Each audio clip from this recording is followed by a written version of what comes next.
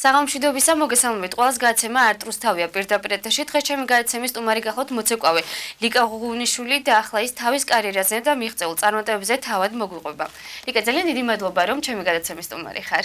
მადლობა თქვენ. ლიკა, რა ასაკში დაიწყე ცეკვა და სად დადიოდი თავიდან ცეკვების შესასწავლად? მოკლედ, ცეკვა ცოტა არ იყოს გვიან დავიწყე. ბავშვობაში დავდიოდი, მე გამოვედი, ბავშვობაში ფოთში დავდიოდი. პირველ კლასში ვიყავი მაშინ. მე რო ჩამოვედი, სადღაც ესე 16-17 წლისას მივედი სტუდია მარცაში და იქ დავიწყე ცეკვა. მე გადავედი თბილისში, დღემდე თბილისში ვცეკვავ სტუდია თელაში. რატომ ლათინოამერიკული ცეკვები? საიდან გაჩნდა მის ინტერესი და სურვილი? დედაჩემს უნდოდა ძალიან უყვარს ეს ცეკვები დღემდე და მე შემაყვარა.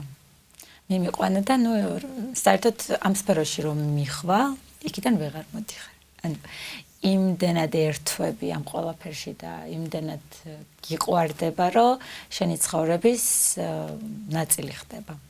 შენთვის რას ნიშნავს ცეკვები? ანუ ეს პროფესია თუ უფრო ჰობის დონეზე არის? არა, ეს უკვე პროფესია ჩემ ცხოვრებაში, იმიტომ რომ მე მაქვს ქალაქ რუსთავში სტუდია, Artline ქვია ჩემ სტუდიას, სადაც უკვე ვასწავლი და ვზრდი საკმაოდ კარგ ათლეტებს და უკვე გვაქვს მიღწევებიც. ხო, აი მომიყევი შენი მიღწევების შესახებ. სად გამოსულ ხარ, რა წარმატებებს მიგიღწევია შენ კონკრეტულად და შემდეგ ვისაუბროთ უკვე შენი სტუდიის ბავშვებზე. მოკლედ, საქართველოს ჩემპიონი ვარ ევროპულ ცეკვებში, ჩემპიონი ვარ ასევე სოლო ცეკვებში, წყვილებში, ერევნის ჩემპიონიც ვარ, სომხეთის ზოგადად. და რა ვიცი, ანუ გასვლით იმებზე საკმაოდ წარმატებული და საკმაოდ ისეთი ყველაზე მასშტაბური გამოსვლა რომელი შეგიძლია რომ გაიხსენო დასამახსოვრებელი შენთვის? ჩემთვის დასამახსოვრებელი 10 ცეკვა, ზოგადად დღესდღეობით თაც რო იმსჯელო, საქართველოში ძალიან ცოტა 10 ცეკვიანი მოცეკვავე. ანუ 10 ცეკვა ლათინურ ამერიკული და ევროპული პროგრამით რო იმსჯელეთ, საკმაოდ ცოტა გვყავს. აქედან გამომდინარე, ძალიან დიდი მიღწევა 10 ცეკვაში, თუნდაც სამეულში რომ შეხვალ და იქნები პრიზიორი. და არ ვჯერდები არც ერთ წარმატებას, ყოველთვის ეს არის ხოლმე საწყისი ჩემთვის და ვცდილობ, რომ რასაც მივაღწევ, ეს იყოს მინიმალური და არა მაქსიმალური. გასაგები შენი დამოკიდებულება. საინტერესო რომელი ცეკვა მოგწონს ყველაზე მეტად და რატომ? ყველა ცეკვა. ხო, საუბრობთ ვფიქრობდი, რომ ესეთი პასუხი იქნებოდა, მაგრამ მაინც. იცი რა, ყველა ცეკვას აქვს თავისი ხასიათი, თავისი სტილი. აი ამ ყველა ცეკვას უნდა დაუჭირო, ასე ვთქვათ, თავისი მუღამი. თუ დაუჭერ ამ მუღამებს და თუ მიხვდები არს, არ არსებობს რომ რომელიმე გამოარჩიო. აი მაინც უფრო რიტმიანი ცეკვები მოგწონს, რომელიც უფრო აქტიურია თუ შედარებით ნაზი? იმ ნაზსაც აქვს თავისი სილამაზე, იმ რიტმსაც აქვს თავისი ენერგია, გაიჩნია რა ხასიათზეც ხარ. ზოგადად როგორც ცეკვა, სამბა არის ყველაზე ისეთი რიტმული და ენერგიული, ცეცხლოვანი, ხო. კარგი, ლიკა, ვისაუბროთ იმ შოუებში, რომელშიც იღებდი მონაწილეობას. პირველი შოუ რომელი იყო, სადაც გამოჩნდი? პირველი შოუ იყო ვაბანკი. ანუ რუსთავიორზე გადიოდა, 2 წელი იყო ეს გადაცემა და 2 წელი ვიყავი. ეს იყო ჩემთვის პირველი გადაცემა, სადაც ანუ ზოგადად პირველი კასტინგიც. არასდროს არ მქონდა ცხოვრებაში აი ესე რომ მივსულიყავი და კასტინგი გამიერად. არავინ არ ყავდა ნაცნობი, ზოგადად ესეთი ის არის ტენდენცია საქართველოში, რომ თუ არავინ ყავს ვერსად წახვალ წინ. ანუ ნაწილობრივ ეთანხმები ამას, რა თქმა უნდა, მაგრამ თუ ხარ გამორჩეული, მაინც არ არსებობს, რომ ისე დარჩე. მაინც რა თქმა უნდა. ლიკა, მუსიკალური გადაცემის წამყვანი იყავი ჩვენს ტელევიზიაში. ეს პერიოდი როგორ გახსენდება, გაიხსენა ეს პერიოდი? ძალიან კარგად. აქაც გიორგიმ მომიწვია, ასე ვთქვათ, ამ გადაცემაშიც ჩვეულებრივი ის იყო კონკურსი და მე რა უკვე რჩებოდა. წამყვანი ნატალი მაჩიტიძეც იყო მაშინ ჩემთან ერთად და საკმაოდ კარგად და მხიარულად მოხსენდება ხოლმე ეს პერიოდი ნამდვილად. კარგი. შემდეგ იყო უკვე ცეკვავენ ვარსკვლავები, რომელშიც იღებდი მონაწილეობას აქტიურად. როგორ მოხვდი ამ შოუში? ცეკვავენ ვარსკვლავებში, პირველი სეზონი რო იყო, მე მაშინ არც ვიცოდი, წარმოდგენაც არ მქონდა რომ ტარდებოდა და შესაბამისად კასტინგიც ძალიან ისე შინაურ წრეში ჩატარდა. და არ ვიყავი კასტინგზე. მეორე სეზონზე უკვე კასტინგი რომ ჩატარდა, გამოაცხადეს ესე სტუდიებში, მივედი ჩვეულებრივად და ამირჩიეს კასტინგის საშუალებით. და უკვე დაიწყო ჩემი ამ პროექტში ყოფნა მეორე სეზონიდან. ვიყავი მეორე, მეოთხე, მეხუთე, მეექვსე სეზონებში. ხო, თუმცა რატომღაც ისე აღმოჩნდა რომ თითქოს ბედი არ გწყალობს და შენი მეწყვილეები მალევე ტოვებენ პროექტს. რატომ ხდება ეს? არ ვიცი, ყველა მაგას მეკითხება აბსოლუტურად. იცი რა არის, ზოგადად პროდიუსერები არჩევენ რა სიმაღლის, სიგანის, ხო, აი როგორ ხდება დაწყვილებაში და სამზარეულო როგორი არის? მანდაც უნდა ყავდეს პატრონი, რა თქვა, ხო, განაყავდეს, მაგრამ ზოგადად, ხო, რეალურად არის პატრონი იმისთვის რომ მოხდეს ზოგადად ამ პროექტში თუ იმისთვის რომ კარგი მეწყვილე შეხვდეს? რომ ყველაფრის ის აბსოლუტურად, მაგრამ მარტო ესეც არ არის. ეს ცოტა ხუმრობით ვთქვი.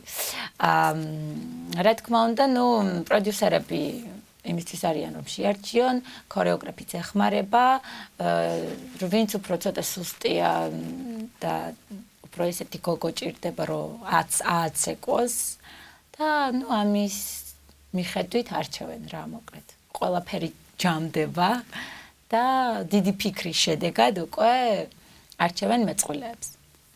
როგორ ფიქრობ, ლიკა, რამდენად ახდენ საკუთარი თავის რეალიზებას პროექტში, რამდენად კარგად წარმოაჩენ საკუთარ შესაძლებლობებს? სამწუხაროდ ძალიან ცუდად, იმიტომ რომ ცეკვავ არაპროფესიონალთან. ძირითადად სადღაც 3-4 დღე გაქვს იმისთვის, რომ გააკეთო ერთი ცეკვა, თუ ფინალამდე და ნახევარფინალამდე მიხვედი უკვე 2 ცეკვა ამ 3-4 დღეში. აქედან გამომდინარე, ძალიან ცოტა დრო გაქვს იმისთვის, რომ კარგად მოამზადო. თან, რა თქმა უნდა, არაპროფესიონალთან რომ ცეკვავ, ესეც ძალიან დიდი მინუსია და სადღაც 100%-დან 30% ცეკვა უკვე ლაივზე. თან ეს ხო პირდაპირ გადაცემაა, პირდაპირ ეთერია და საკმაოდ რთულია. ამასთან დაკავშირებით არის სირთულეები, რა თქმა უნდა. საინტერესოა ჟიურის წევრები რამდენად ადეკვატურად აფასებენ მონაწილეებს და კონკრეტულად ჩვენს მიმართ როგორი დამოკიდებულება იყო?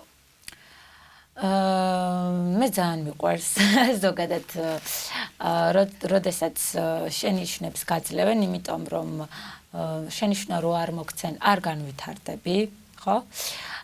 რა თქმა უნდა, მაგისთვის არის ჟიური, რომ შენიშვნები მოგცეს, გაითვალისწინო და შემდეგ უკვე კარგად წარსდგე მაყურებლის და სრულიად საქართველოს წინაშე. ნამდვილად ადეკვატურები არიან, ნამდვილად რასაც ფიქრობენ, იმას იძახიან. თუმცა რა მაინტერესებს, ხშირ შემთხვევაში, ჟიური შენიშვნას აძლევს მოცეკვავებს და ამ დროს მოცეკვავები არიან უკვე პროფესიონალები. ეს რამდენად მისაღები კრიტიკა და შენიშვნაა? თუნდაც ეს ჟიურის წევრები, რომლებიც არაკომპეტენტურები არიან ლათინოამერიკულ ცეკვებში, რამდენად მისაღებია მათგან ეს შენიშვნები? ძირითადად არ ხდება ის, რომ ჟიურიმ რაღაცა ისე კითხრას, რაც არ გეკუთვნის. ზოგადად თუ გეუბნება ეს ნამდვილად ისეა, იმიტომ რომ ნამდვილად ჟიური არის შერჩეული ისეთი კრიტერიუმებით, რისთვისაც სხედან და რისაც გეუბნებიან ამ ყველაფერს და ნამდვილად მისაღებია და გასათვალისწინებელია მათი ესეთი აზრი და რჩევა, იმიტომ რომ შენ წარსდგე უკეთესად. კარგი, კიდევ ერთი შეკითხვა ამ შოუს შესახებ, რამდენად უწყობს ზოგადად ლათინოამერიკული ცეკვების პოპულარიზაციას ეს შოუ თუ უბრალოდ მხოლოდ გასართობი შოუა სატელევიზიო და მეტი არაფერი? არა, რა თქმა უნდა, ვინ იცოდა სამეჯლისო სპორტული ცეკვები, სანამ შოუ დაიწყებოდა, ძალიან ცოტა. ძირითადად იმ ხალხმა, ვინც დადიოდა ამ ცეკვებზე და ძალიან დიდი პოპულარობა მოახდინა ამ გადაცემამ, ამ შოუმ, ერთ-ერთი რეიტინგული შოუა დღესდღეობით. ყველა მთელი საქართველო უყურებს და ჩართულია ამ კონკურსში და რა თქმა უნდა, ეს ჩვენთვის ძალიან სასარგებლოა და ძალიან კარგია. კარგი, ლიკა ლათინო ამერიკულ ცეკვებს საუბარი უკვე რეკლამის შემდეგ გავაგრძელოთ, ნახოთ რეკლამა, ძალიან მალე გაივლის, დაგველოდეთ. გადაცემა ატრუსთავი ისევ პირდაპირ ეთერშია, ჩემი გადაცემის სტუმარი გახლავთ ლიკა ღუღუნიშვილი და ჩვენ საუბრობთ ლათინო ამერიკულ ცეკვებზე. ლიკა, რა ხდება საქართველოში ამ სფეროს შემდეგ პოპულარულია ლათინო ამერიკული ცეკვები? ძალიან ბევრი ათლეტი მოვიდა, წელსაც შარშანაც, სრულიად საქართველოს მასშტაბით ვლაპარაკობ. რუსთავშიც, რა თქმა უნდა, მე უკვე მეორე წელია მყავს ბავშვები და ჩემთანაც, რა თქმა უნდა, მოიმატა რაოდენობა. და საკმაოდ ნიჭიერი თაობა წამოვიდა, ეს ძალიან ესეთი ხაზგასასმელი და აღსანიშნავია. როგორ ფიქრობ, რამ განაპირობა ეს? პოპულარიზაციამ, რა თქმა უნდა. იმიტომ რომ ხალხმა გაიგო რა არის სამეჯლისო ცეკვები და ცოტა ისეთი მენტალიტეტიც გვაქვს ქართველებს, რომ ბიჭებმა ცოტა ტრეკი არ უნდა იქნიონ და შეიცვალა ეს მენტალიტეტი, შემდეგ აუცილებლად შეგეკითხები ამ შესახებ უფრო დეტალურად, მაგრამ დამოკიდებულება შეიცვალა მაინც დღესდღეობით. რა თქმა უნდა, შეიცვალა და ცოტა ჩამოყალიბდა კარგი საღი აზროვნება სამეჯლისო ცეკვებზე. ანუ ძირითადად მაინც ხდება ისე, რომ საქართველოში მშობლებს ბავშვები დაყავთ ქართულ ცეკვებზე. ეს ისევ ასეა? ანუ მშობლებს მოყავთ ბავშვები, თუ ბავშვები მოდიან თავიანთი სურვილით და გადაწყვეტილებით. მოყავთ და ბავშვებიც თავისი სურვილით მოდიან. კი ეს ორივე ერთად ჯამში ხდება. მე მყავს ბავშვები მაგალითად ქართულ ცეკვებზე, რომლებიც დადიან და ასევე მოდიან პარალელურად. ეს რამდენად გამართლებული არის? იცი რა, ნახევარწილად უკვე ცოტა მომზადებულია ბავშვი იმისთვის, რომ ადვილად აითვისოს და შეისწავლოს ეს ცეკვები. რა თქმა უნდა, კარგია. კარგი, ლიკა, საინტერესო ქართველების მიღწევები, თუნდაც მსოფლიო, თუნდაც ევროპის ჩემპიონატებზე. რა მიღწევები გვაქვს ამ სფეროში? ძალიან კარგი, დღესდღეობით ძალიან განვითარდა ჩვენი სფერო, იქიდან გამომდინარე, რომ ყავს უკვე მოსწავლეებიც მეტი, გავედით, ასე ვთქვათ, უკვე ევროპაზე, მსოფლიოზე. წელს საქართველოს წყვილი, ავთოშონია და ელენე დავითაია არის ესეთი წყვილი, რომელიც უკვე ნახევარფინალში მოხვდა ევროპის ჩემპიონატზე. ეს არის უდიდესი მიღწევა. სხვა შედეგებზე კიდევ შეგიძლია რომ გვესაუბრო?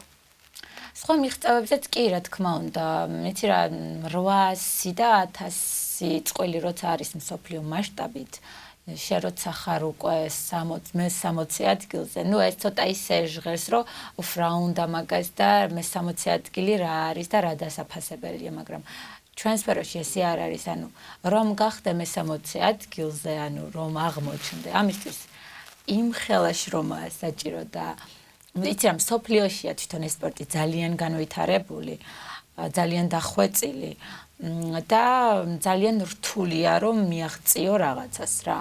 და საქართველოს საერთოდ არავინ არ იცოდა ადრე კონკურსებზე რა და დღესდღეობით უკვე წამოვიდა უკვე ქართველი წყვილები გამოჩნდნენ, ასე ვთქვათ და რა თქმა უნდა საქართველოშიც დაიწყეს უკვე ჩამოსვლა იმ ტოპ წყვილებმა, რომლებიც დაუშვათ რომლებსაც მხოლოდ ქსმენია. გასაგებია. საქართველოში თუ ტარდება კონკურსები და ფესტივალები? კი, რა თქმა უნდა, კონკურსები ტარდება თითქმის ყოველთვიურად. ეხლა გქონდა მაისში კავკასიის თასი, სადაც აურაცხელი რაოდენობა იყო ათლეტების და ეს ძალიან სასიხარულოა. ყველა შეუძლია მონაწილეობის მიღება ამ კონკურსებში თუ რაიმე კრიტერიუმებია? სტუდიის ახსაზრდელებს, პროფესიონალებს როგორ ხვდებიან ამ კონკურსში? თვითონ პედაგოგის დახმარებით, რა თქმა უნდა, პედაგოგი გირჩევს აბსოლუტურად ყველაფერს, რა კატეგორიაში უნდა გახვიდე, რა უნდა გეცვას, როგორ უნდა გამოიყურებოდ და იცი რა, ჩვენი სფერო არის ძალიან დახვეწილი ამ თვალსაზრისით და ძალიან ბევრი დეტალებია საჭირო და აუცილებელი იმისთვის, რომ რაღაცას მიაღწიო და ცოტა გამოჩნდა. აქედან გამომდინარე, ყველას არ შეუძლია მიიღოს მონაწილეობა, რა თქმა უნდა. ნუ კავკასიის თასი არის ერთ-ერთი კონკურსი, სადაც იღებენ მონაწილეობას ძირითადად მხოლოდ ძლიერი მონაწილეებია. ვინ არის საქართველოში ამ დროისთვის ყველაზე ესეთი წარმატებული, ცნობილი თვალსაჩინო მოცეკვავე? რომელ კატეგორიაში დიდებში? კი, აი უკვე ვისაც გარკვეული კატეგორიის წარმატებები აქვს და მიღწევები აქვს. ნუ ესეთი იყო სალომე ჭაჭუა და მაქს რიჟიკოვი, რომელიც სამწუხაროდ უკვე ერთად აღარ დგანან, დაშორდნენ.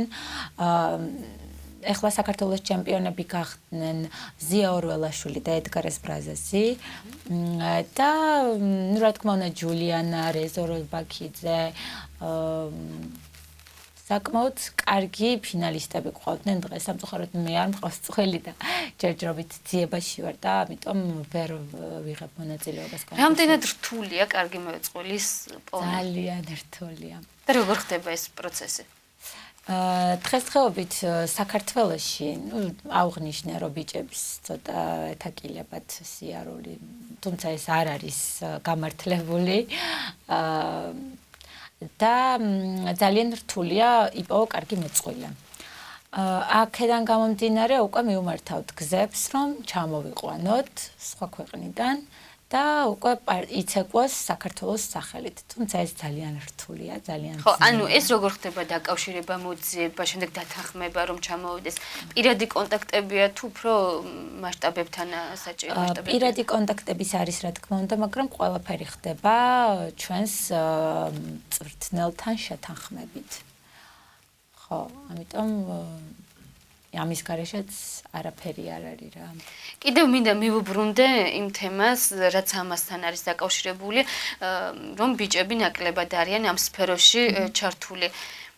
აი როგორ ფიქრობ, ხო, ანუ დაბალი ასაკიდან უფრო დაიწყეს ბიჭებმა სიარული თუ უკვე ზრდასრული ბიჭებიც მოდიან და აღარ არის დეფიციტი? არა, დიდებიც მოდიან, რა თქმა უნდა, მაგრამ უკეთესია, რა თქმა უნდა. კიდევ ერთხელ გავიმეორებ ამ სიტყვას, რომ მოვიდეს პატარაობიდან, იმიტომ რომ უფრო დეტალურად სწავლობს ყველაფერს, პლასტიკურადაც უფრო იწელება და ასე შემდეგ. ყველაფერს ემატება. ის ტერფები მუშავდება, მუხლები მუშავდება, სწორად ყალიბდება და ეს ყველაფერი ეხმარება უკვე ზრდასრულ ასაკში უკეთესი ნათლები იყოს. კი, რა თქმა უნდა. კარგი, საინტერესო როგორი ურთიერთობა აქვს ქორეოგრაფებს შორის თავად. ანუ თქვენ ერთმანეთთან მეგობრობთ თუ უფრო არის კონკურენტული დამოკიდებულება? რა თქმა უნდა, კონკურენცია ყველგან არის, ყველა სპორტში არის, ამას ვერ გაიქცევი, იმიტომ რომ გინდა რომ იყო პირველი, ეს არის სპორტი, ხო? ნუ არის ხელოვნება, როცა დავუშვათ მხოლოდ კონცერტებზე გადიხარ, სიამოვნებს მშობელს, ახლობელს, ნათესავს, გიყურებს, რა კარგი არა ბედნიერება, მაგრამ როცა უკვე ეს ყველაფერი გადაიზრდება კონკურსში, იბრძვი რომ იყო პირველი, ხო? პედაგოგები აუცილებლად უნდა პედაგოგებს შორის აუცილებლად უნდა იყოს კონკურენცია, მაგრამ რა თქმა უნდა ჩვენ ვართ მეგობრული, გვაქვს ძალიან ისეთი კარგი დამოკიდებულება ერთმანეთთან ძალიან ხშირ შემთხვევაში, მაგალითად ხდება დაწყვილება. ანუ იქიდან გამომდინარე რომ ბიჭები არიან ნაკლები ამ სფეროში, დაუშვათ თუ ერთ პედაგოგს ყავს კარგი ბიჭი და მეორე პედაგოგს ყავს კარგი გოგო, ხდება შეწყვილება და უკვე ანუ ორი სტუდია როგორც ერთი ისე გამოდის. ანუ ესეთი რაღაცებიც დასაშვებია, ხდება და მივესალმები მე რა თქმა უნდა, ძალიან კარგია. დასგებია. ნიკა, ფინანსურად რამდენად მომგებიანია ეს სფერო? თუ შეუძლია ქორეოგრაფს საკუთარი კონცერტის შემოსავლით, თუნდაც ჰონორარით, რომ იცხოვროზე თავი ერჩინოს. რამდენად ადეკვატურია ეს ყველაფერი? იქიდან გამომდინარე, ანუ თუ გაქვს სტუდია, პედაგოგი თუ ხარ, ძალიან ბევრი პედაგოგს არ აქვს თავისი სტუდია დღესდღეობით. მაგრამ ნუ ყველაფერი მომდინარეობს ცოდნიდან რა, ანუ კონკურენციაც რომ არის მაღალი დღესდღეობით პედაგოგებს შორის,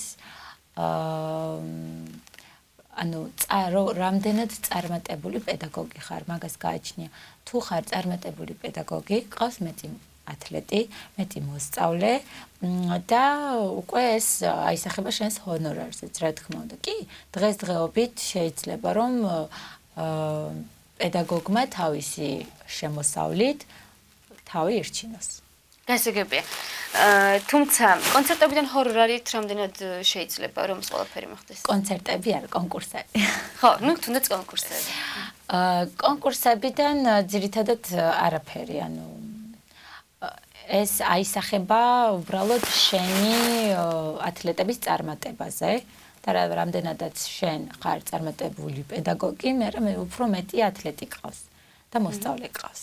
გასაგებია. კონცერტები ვახსენე, იმიტომ რომ თუ არის კერძო შემოთავაზებები. ამის პრაქტიკა რამდენად არის საქართველოში? კი, მე თბილისშიც ძალიან ბევრ კონცერტში მიმიღია მონაწილეობა, გამიყვანია ჩემი ბავშვები, მაგრამ ძირითადად იმდენად ბევრი კონკურსი ტარდება დღესდღეობით საქართველოში, რომ კონცერტებზე უკვე თავს აღარ იწუხებ და აღარ გაგყავს ბავშვები. გერჩევნია რომ მოამზადო საკონკურსოდ და დაუშვათ გაიყვანო კონკურსზე და რაღაცა წარმატებას მიაღწია შენმა ბავშვებმა, ვიდრე გამოხვიდე და კონცერტზე იცავ. ლიკა, ანუ შემოსავლის ერთ-ერთი ძირითადი წყარო არის სტუდიები და ძალიან ხშირად არის რომ სტუდიები იხსნება, თუმცა მალევე იკეტება.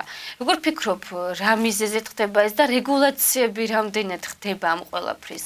რამდენად ხდება იმის კონტროლი, ვინ არის პედაგოგი და ვინ ასწავლის ცეკვას?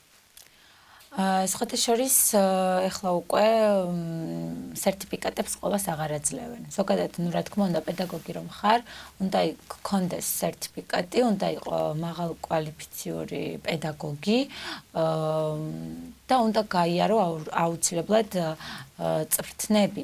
ანუ სემინარები ტარდება წელიწადში რამდენჯერმე, ჩამოდიან საზღვარგარეთიდან, სხვადასხვა ქვეყნებიდან მასტერკლასების ჩასატარებლად პედაგოგები, ჩვენ გავდივართ წვრთნებს, ისევე როგორც დაუშვათ ბავშვებმა უნდა გაიარონ თავიანთ პედაგოგებთან და ეს არის აუცილებელი და ვერ გაიქცევი, ისევე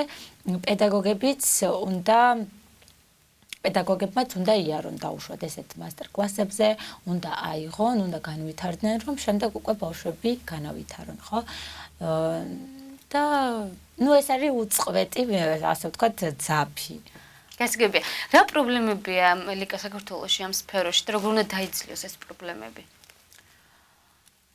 პრობლემები არის ის, რომ იცი რა, ანუ ადრე უფრო იყო პრობლემები, დღესდღეობით პრობლემები ერთადერთი არის ის, რომ ყავს ნაკლები ბიჭები. ისევ და ისევ ბიჭები. იმიტომ რომ ძალიან მაგარი სოლო გოგოები ყავს, თუმცა არიან პარტნიორის გარეშე. უცხო ქვეყნიდან მსაჯები და მსაჯობენ ჩვენს კონკურსს, გიждდებიან ისე მოწონთ ჩვენი გოგოები და ძალიან ვწუხართ ყველა, რა თქმა უნდა, რომ ბიჭები არ უყავს. იცი რა, იმდენად დიდ წარმატებას შეიძლება მიაღწიონ ანუ პარტნიორის სკოლის შემთხვევაში, რომ უბრალოდ გული გწყდება, რომ არ ყავს. იკარგება ნიჭი. გამოდის ასე.